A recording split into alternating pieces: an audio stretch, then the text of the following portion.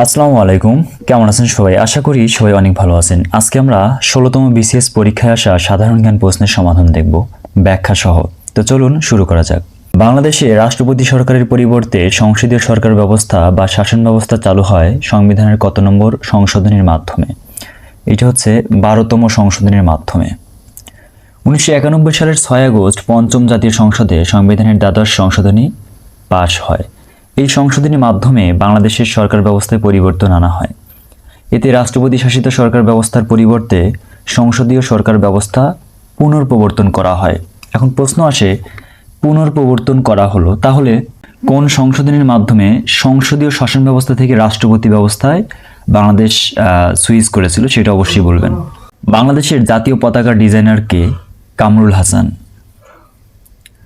সবকটা জানালা খুলে দাও না এর গীতিকার কে? এর গীতিকার ছিলেন নজরুল ইসলাম বাবু, মরহুম নজরুল ইসলাম বাবু। Ashuganj fertiliser and chemical company limited AFCCL কারখানায় উৎপাদিত সারের নাম কি? ইউরিয়া। বাংলায় ইউরোপীয় বণিকদের মধ্যে কারা প্রথম এসেছিল? তারা হচ্ছে পর্তুগিজরা। আগের প্রশ্ন রিপিট হচ্ছে, সুতরাং ব্যাখ্যায় আর সেভাবে যাচ্ছে না।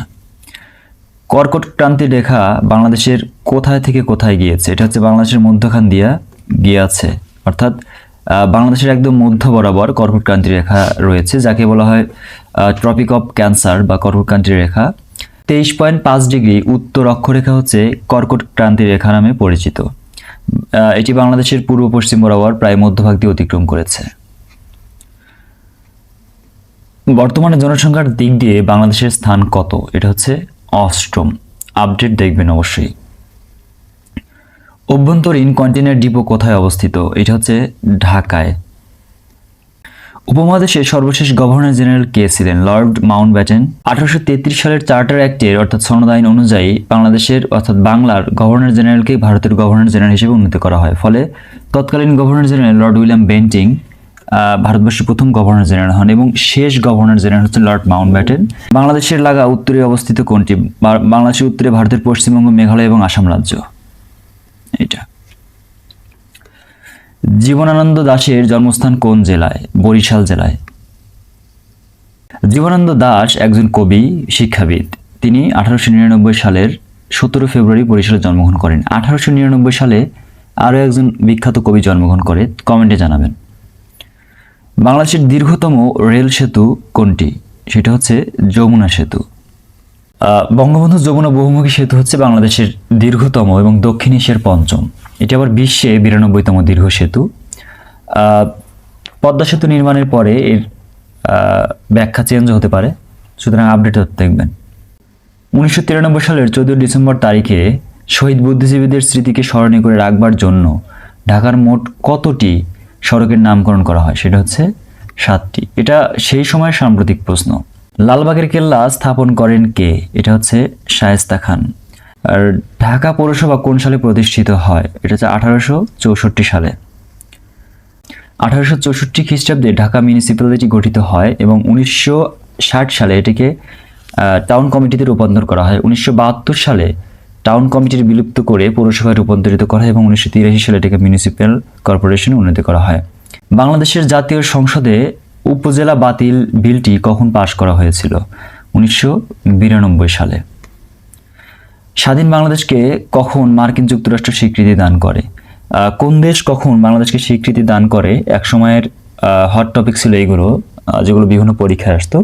সেই জায়গা থেকে 1993 সালের যে বিসিএস পরীক্ষা, সেখানে এসেছিল মার্কিন যুক্তরাষ্ট্র কবে স্বীকৃতি দেয়, সেটা হচ্ছে 4 এপ্রিল 1972 সালে। এক্ষেত্রে বিভিন্ন দেশ বাংলাদেশকে স্বীকৃতি দেয়। কোন দেশ কখন দেয় এটা আমরা একটু দেখে নেব, যেটা গুরুত্বপূর্ণ বলে আমরা মনে করছি এবং গুরুত্ব সহকারে এগুলো পড়ে যাবেন। ভুটান, যে দেশটা একদম প্রথম বাংলাদেশকে স্বীকৃতি দেয়, 6 ডিসেম্বর 1971 সালে। দ্বিতীয় দেশ হিসেবে 6 ডিসেম্বরেই স্বীকৃতি দেয় ভারত 1971 সালে। এইটা নিয়ে অনেকের মধ্যে কনফিউশন চলে আসে যে কোন দেশ বাংলাদেশকে প্রথম স্বীকৃতি দেয়। সেক্ষেত্রে ভারত কিন্তু কন্টিনিউয়াসলি বাংলাদেশকে সাপোর্ট করেই যাচ্ছিল, তবে অফিসিয়াল স্বীকৃতির ব্যাপারে প্রথম দেয় ভুটান, তারপরে ভারত। পূর্ব জার্মানি এটা স্বীকৃতি দেয় বাংলাদেশকে হচ্ছে 11 জানুয়ারি 1972 সালে। আর সোভিয়েত ইউনিয়ন 24 জানুয়ারি 1972 সালে স্বীকৃতি দেয়। সেনেগাল 1 ফেব্রুয়ারি 1972 সালে। যুক্তরাজ্য 4 ফেব্রুয়ারি 1972। যুক্তরাষ্ট্র 4 এপ্রিল 1972 এবং চীন স্বীকৃতি দেয় শেখ মুজিবকে হত্যার ঠিক 16 দিন পর। স্বাধীন বাংলাদেশে 100 টাকার নোট প্রথম কবে চালু করা হয়? বাংলাদেশে স্বাধীন হওয়ার পরপরই 1972 সালের 4 মার্চ 1 টাকা এবং 100 টাকার নোট চালু করা হয়।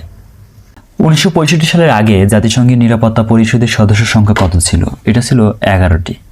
হ্যাঁ, এখন যেমন আমরা জাতিসংঘের নিরাপত্তা পরিষদের সদস্য সংখ্যা দেখি 15টি, প্রথম দিকে কিন্তু 11টি ছিল। 1965 সাল পর্যন্ত নিরাপত্তা পরিষদের মোট সদস্য সংখ্যা ছিল 11টি বা 11টি দেশ। তার মধ্যে স্থায়ী ছিল 5টি, যেটা এখনও আছে এবং এদের কিন্তু ভেটো পাওয়ার আছে। আর সেই সময়ে অস্থায়ী ছিল হচ্ছে 6টি। কয়টি? 6টি হচ্ছে অস্থায়ী। আর এই অস্থায়ী সদস্য বৃদ্ধি করা হচ্ছে 1963 সালের 17 ডিসেম্বরে জাতিসংঘের সাধারণ পরিষদের একটা রেজলিউশনের মাধ্যমে। অস্থায়ী সদস্য সংখ্যা হচ্ছে 6টি থেকে 10টিতে উন্নীত করা হয়। তাহলে 10 এবং স্থায়ী 5, এই মোট হচ্ছে 15টি। বর্তমান সদস্য সংখ্যা হচ্ছে জাতিসংঘের নিরাপত্তা পরিষদের বর্তমান সদস্য সংখ্যা হচ্ছে 15টি এবং 1965 সালের আগে পর্যন্ত ছিল 11টি। ফুটবল বিশ্বকাপ 2018-এর সর্বোচ্চ গোলদাতা কে? এইটা হচ্ছে রিসেন্ট প্রশ্ন, যদিও এইটাতে ঢুকে গেছে, সেটা হচ্ছে হ্যারি কেইন। হাবল টেলিস্কোপের 3টি সংশোধনের জন্য নভোচারীগণকে মহাশূন্যে কোন অভিযানে প্রেরণ করা হয়েছিল? এটা হচ্ছে এনডেভর। ডিসেম্বর 1993 এই সময়ে হাবল টেলিস্কোপের 2টি সংশোধনের জন্য নভোচারীগণকে মহাশূন্যে এনডেভর অভিযানে প্রেরণ করা হয়েছিল। ইয়াল্টা কনফারেন্স কবে অনুষ্ঠিত হয়? এটা হচ্ছে 1945 সালে ইয়াল্টা সম্মেলন হয়। ইয়াল্টা কনফারেন্সে কিছু বিশেষ সিদ্ধান্ত নেওয়া হয়, যেটা অবশ্যই পড়ে যাওয়া উচিত সকলের। 1945 সালের 4 থেকে 11 ফেব্রুয়ারি সোভিয়েত ইউনিয়নের ক্রিমিয়া ইয়াল্টাতে মিত্রপক্ষের এই সম্মেলন অনুষ্ঠিত হয়। জাতিসংঘ গঠনের পথে এটি একটি গুরুত্বপূর্ণ সম্মেলন। কোন কোন ধাপে জাতিসংঘ প্রতিষ্ঠিত হলো? ইয়াল্টা সম্মেলন, আটলান্টিক চার্টার, এরকম অনেক কিছু আছে যেটা পড়ে যাবেন। ন্যাটো কবে প্রতিষ্ঠিত হয়? এটা হচ্ছে 1949 সালের 4 এপ্রিল ন্যাটো প্রতিষ্ঠিত হয়। নর্থ আটলান্টিক ট্রিটি অর্গানাইজেশন বা ন্যাটো প্রধানত একটি সামরিক জোট। 1949 সালের 4 এপ্রিল এটি গঠিত হয়। ন্যাটোর সদর দপ্তর বেলজিয়ামের ব্রাসেলসে অবস্থিত। বর্তমান সদস্য সংখ্যা 29 হবে। আন্তর্জাতিক অর্থ তহবিল কবে হতে এর কার্যক্রম শুরু করে? এটা 1947 সাল থেকে কার্যক্রম শুরু করে। জাতিসংঘের বিশেষায়িত প্রতিষ্ঠান IMF বা ইন্টারন্যাশনাল মনিটারি ফান্ড, এটি প্রতিষ্ঠিত হয় 1945 সালের 27 ডিসেম্বর এবং কার্যক্রম শুরু করে 1947 সালে। সদর দপ্তর যুক্তরাষ্ট্রের ওয়াশিংটন ডিসিতে। বার্লিনের দেওয়াল কোন সালে নির্মিত হয়েছিল? 1961 সালে। 1961 সালের 13 আগস্ট বার্লিন দেওয়াল দেওয়া হয়, এটা হচ্ছে জার্মানির। রোটারি ইন্টারন্যাশনাল কবে প্রতিষ্ঠিত হয়? এটা হচ্ছে 1905 সালে। স্ট্র ভোট বলতে কি বোঝায়? এটা হচ্ছে unofficial poll of public opinion. B-52 কি? এটা হচ্ছে ভূমি থেকে শূন্যে নিক্ষেপণযোগ্য এক ধরনের ক্ষেপণাস্ত্র, যেটা হচ্ছে যুক্তরাষ্ট্রের মালিকানাধীন। জর্ডান ও ইসরায়েলের মধ্যে 46 বছরের যুদ্ধাবস্থার আনুষ্ঠানিক অবসানের লক্ষ্যে কবে জর্ডানের বাদশাহ হোসেন এবং ইসরায়েলের প্রধানমন্ত্রী ইসাক রাবিন ঐতিহাসিক ঘোষণায় স্বাক্ষর করেন? 26 জুলাই 1994। আবহাওয়ার 90% আর্দ্রতা মানে কি? এর মানে হচ্ছে বাতাসে জলীয় বাষ্পের পরিমাণ সম্পৃক্ত অবস্থায় 90%। ডিজিটাল টেলিফোনের প্রধান বৈশিষ্ট্য কি? ডিজিটাল সিগন্যালে বার্তা প্রেরণ।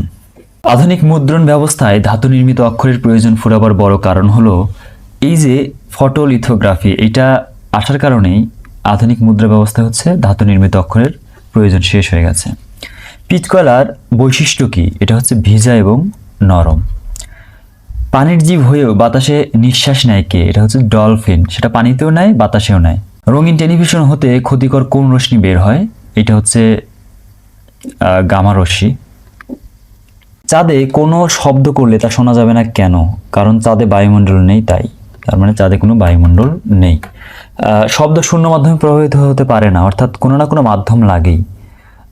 উপকূলে কোন একটি স্থানে পরপর 2টি জ্বরের মধ্যে ব্যবধান কত? এটা হচ্ছে 12 ঘন্টা। আমরা জানি 12 ঘন্টা পরপর জ্বর ভাটা হয় চাঁদের আকর্ষণ কিংবা বিকর্ষণের ফলে। তো এই ছিল আজকের মতো। সবাই ভালো থাকবেন, সুস্থ থাকবেন। আল্লাহ হাফেজ।